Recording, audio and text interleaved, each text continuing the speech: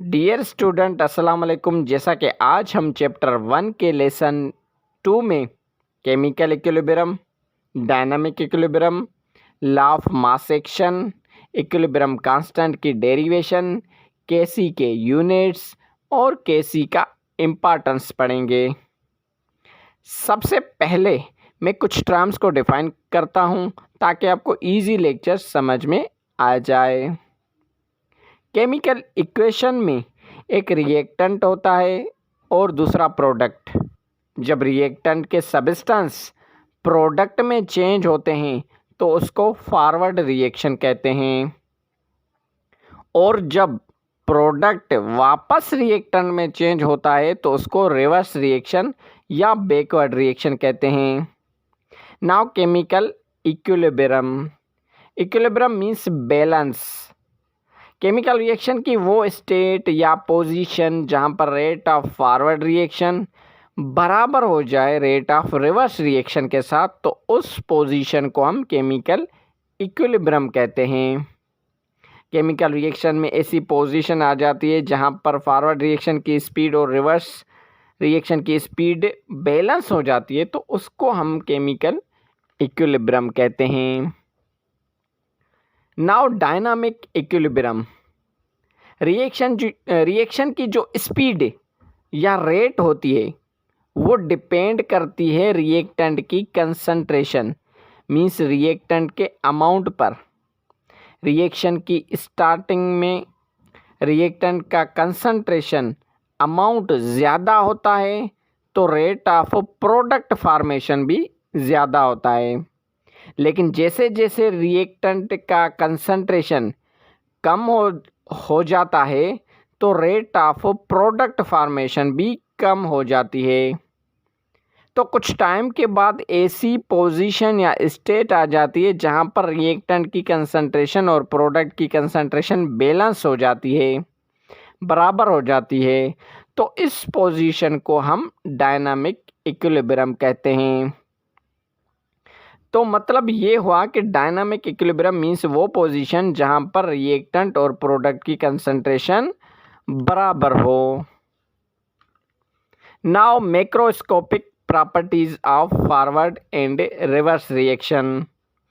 Forward reaction हमेशा left से right side की तरफ जाता है और इसमें रिएक्टेंट चेंज होके प्रोडक्ट बना लेता है। फॉरवर्ड रिएक्शन का रेट मीन्स स्पीड स्टार्टिंग में तो फास्ट होती है और फिर बाद में स्लो हो जाती है कंसंट्रेशन कम होने की वजह से।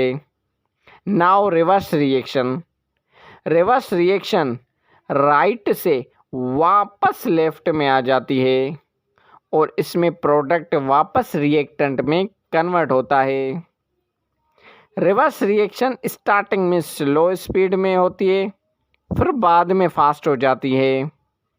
Now macroscopic properties of forward and reverse reaction in dynamic equilibrium.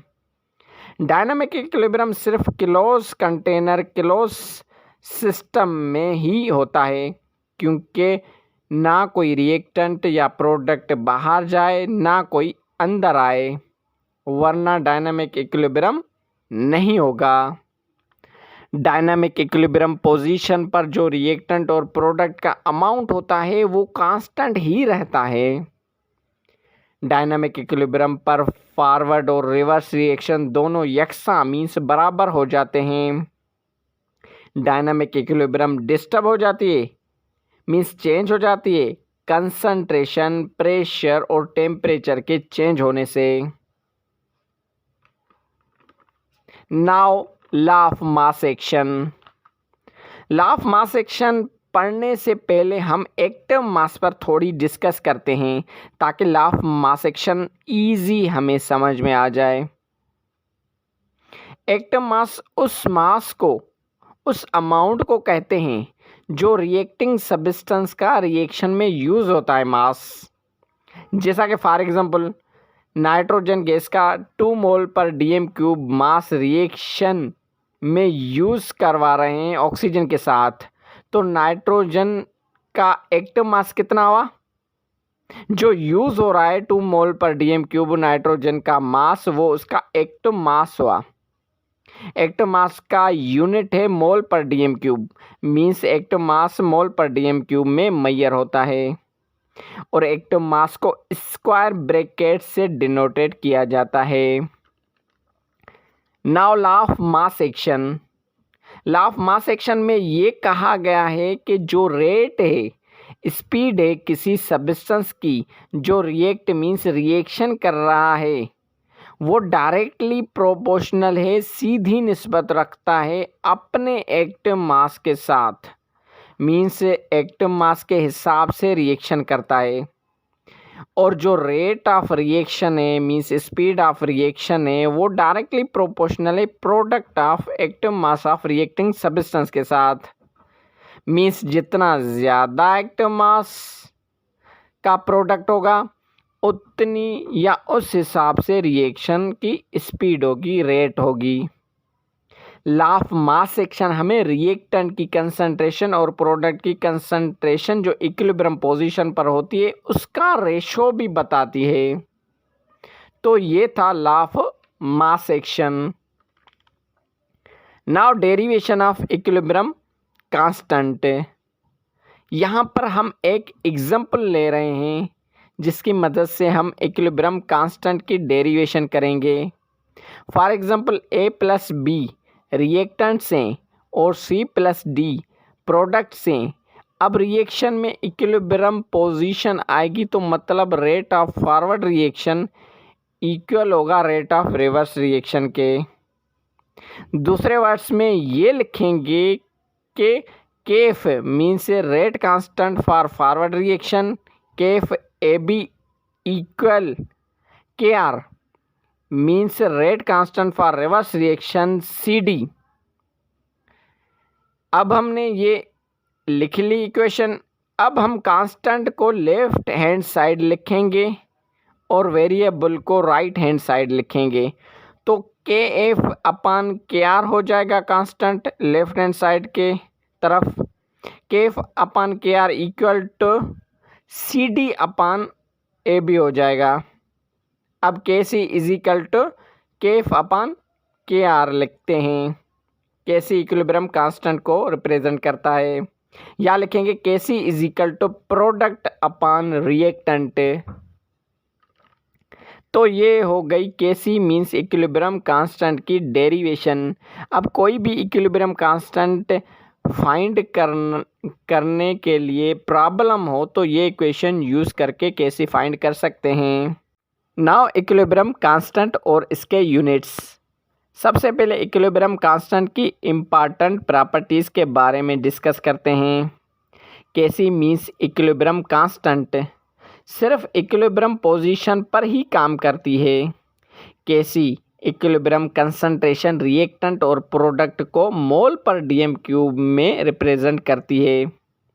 केसी पर रिएक्टेंट और प्रोडक्ट की कंसंट्रेशन का कोई भी इफ़ेक्ट नहीं पड़ता, लेकिन केसी पर टेम्परेचर का इफ़ेक्ट होता है। मीन्स टेम्परेचर की वजह से केसी कम या ज़्यादा हो सकती है, डिस्टर्ब हो सकती है। केसी इक्विलिब्रियम पोजीशन को शो करती है। अगर केसी का वैल्यू मोर देन 1 है तो रिएक्शन फॉरवर्ड में चली जाएगी, और अगर केसी की वैल्यू लेस देन 1 है तो वापस रिवर्स रिएक्शन होगी। तो ये थी कुछ पॉइंट्स केसी के बारे में। Now units of KC. Equilibrium position पर हम इक्वेशन में नंबर ऑफ मोल्स देखेंगे दोनों साइड में। अगर मोल्स इक्वल हैं दोनों तरफ से तो केसी का कोई भी यूनिट नहीं होगा, मीन्स नो यूनिट, क्योंकि केसी को रिप्रेजेंट करने में कंसंट्रेशन यूनिट्स यूज़ करते हैं जो कि आपस में कैंसिल हो जाएंगे। और कंसंट्रेशन का यूनिट है मोल पर डीएम क्यूब।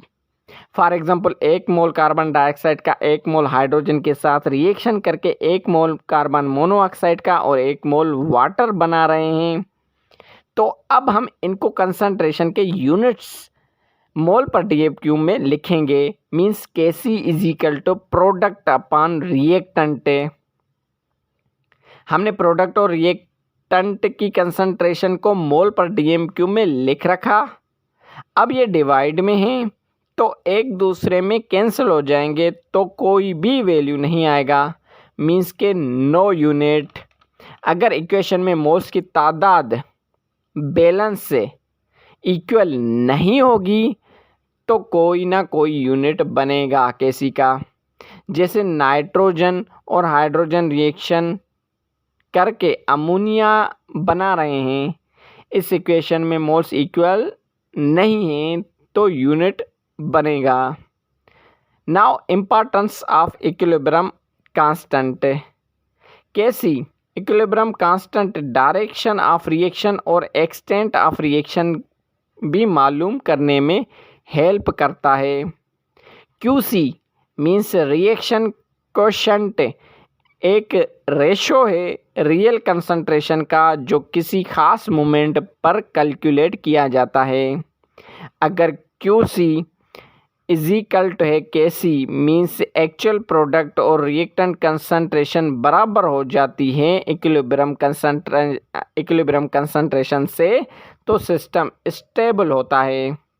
और अगर QC लेस देन KC है तो फॉरवर्ड रिएक्शन होती है, और अगर QC ग्रेटर देन KC हो तो रिएक्शन रिवर्स होती है डायरेक्शन में। Now extent of reaction. अगर KC का वैल्यू बिल्कुल कम है तो रिएक्शन रिवर्स में आएगी, और अगर KC का वैल्यू बहुत ज़्यादा है तो रिएक्शन फॉरवर्ड में आ जाएगी, और अगर KC मीडियम हो तो रिएक्शन में रिएक्टेंट और प्रोडक्ट की कंसंट्रेशन सेम रहेगी, इक्विलिब्रियम पोजीशन आ जाएगी। तो यहाँ पर चैप्टर 1 हुआ कंप्लीट। नेक्स्ट हम चैप्टर 2 स्टार्ट करेंगे, इसलिए चैनल को सब्सक्राइब करें और लाइक करें। अगर कोई भी कमेंट हो, कोई भी क्वेश्चन हो तो प्लीज़ क्वेश्चन कर लें। Thank you.